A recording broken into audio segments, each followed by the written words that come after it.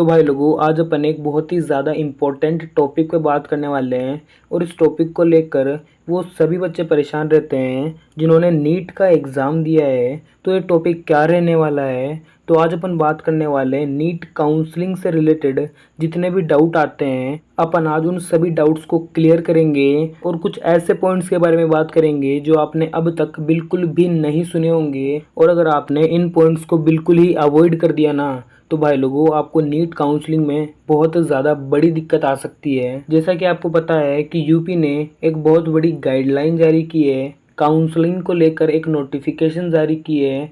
उस नोटिफिकेशन में क्या क्या गाइडलाइन लिखी हुई है, क्या क्या नई चीज़ें ऐड हुई है, सभी चीज़ों पे बात करेंगे। चाहे आप यूपी से हो या फिर ना हो, आज की वीडियो आपके लिए बहुत ज़्यादा इम्पोर्टेंट होने वाली है, क्योंकि यूपी एक ओपन स्टेट है। और अगर आप किसी दूसरे स्टेट से बिलोंग करते हो तो आप यूपी में जाके आराम से पढ़ सकते हो, किसी भी कॉलेज में एडमिशन ले सकते हो। तो अब अपन बात करते हैं कि इन्होंने क्या नई गाइडलाइन दी है, क्या क्या नया हिला देने वाला प्रोसेस बताया है। तो आपको बिल्कुल भी टेंशन लेने वाली बात नहीं है, क्योंकि अपन सब चीज़ों पर डिस्कस करेंगे कि इन सभी चीज़ों को कैसे क्या हैंडल करना है। तो सबसे पहले बच्चों के मन में जो डाउट आता है वो यही आता है कि भाई यूपी में काउंसलिंग कब से स्टार्ट होगी।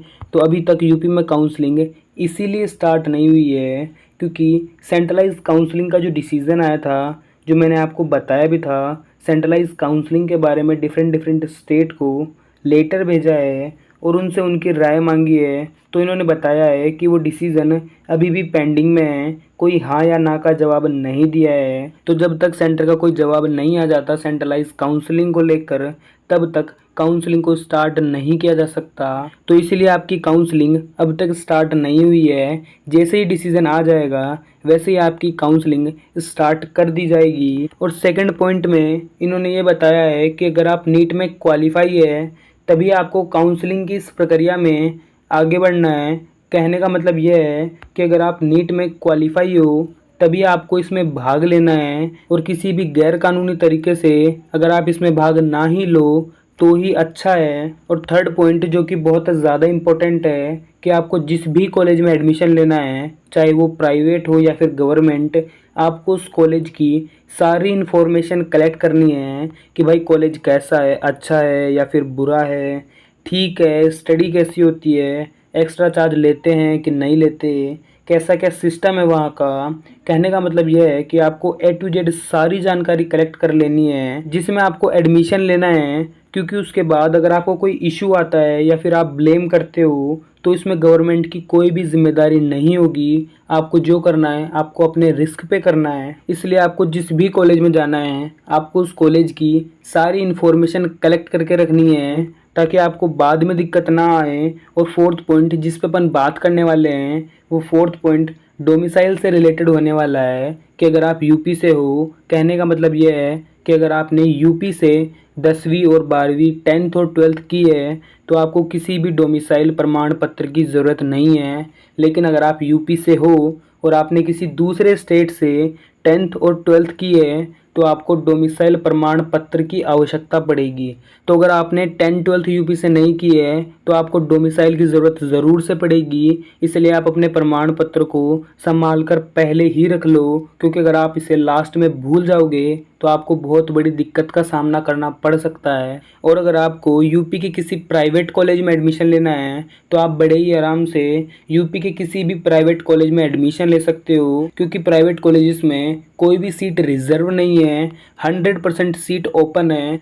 तो अगर आपको प्राइवेट कॉलेज में एडमिशन लेना है तो आप आराम से प्राइवेट कॉलेज में एडमिशन ले सकते हो। तो अब अपन अपने नेक्स्ट पॉइंट की ओर चलते हैं कि अगर आप ओबीसी या फिर ईडब्ल्यूएस कैटेगरी से आते हो तो आपको इसमें प्रमाण पत्र की आवश्यकता ज़रूर से पड़ने वाली है। और आपका प्रमाण पत्र 1 अप्रैल 2023 के बाद का बना हुआ आना चाहिए। अगर इससे पहले का बना हुआ है तो आप अपने प्रमाण पत्र को जल्दी से सही करवा लो, क्योंकि अगर आप इसे सही नहीं करवाते हो और 1 अप्रैल 2023 से पहले का आपके पास प्रमाण पत्र है तो उसकी कोई भी वैल्यू नहीं होगी। इसलिए आप अपने प्रमाण पत्र को जल्दी अपग्रेड करवा लो ताकि आपको किसी भी दिक्कत का सामना नहीं करना पड़े। तो अगर आप ओबीसी या फिर ईडब्ल्यूएस कैटेगरी से आते हो तो आप कुछ काम करो या फिर ना करो, आप ये वाला काम ज़रूर से कर लेना, क्योंकि ये वाला काम बहुत ज़्यादा इम्पोर्टेंट है। तो अब अपन अपने नेक्स्ट पॉइंट की ओर चलते हैं कि अगर आप फ्रीडम फाइटर हो, क्योंकि यूपी में फ्रीडम फाइटर का कोटा भी चलता है, तो अगर आपके पास ये है तो आप इसे ज़रूर से तैयार रखो, क्योंकि आपके ये बहुत ज़्यादा काम आने वाला है।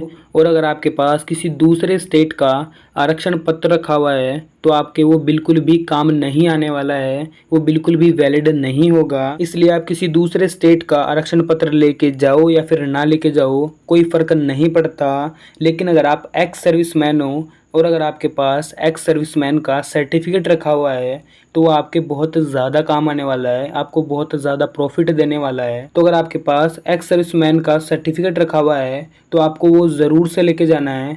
एंड आई होप कि आपको सारी चीज़ें समझ में आई होगी, आज की ये वीडियो हेल्पफुल रही होगी। अभी के लिए मैं इस वीडियो को एंड करता हूँ। अभी के लिए बाय बाय।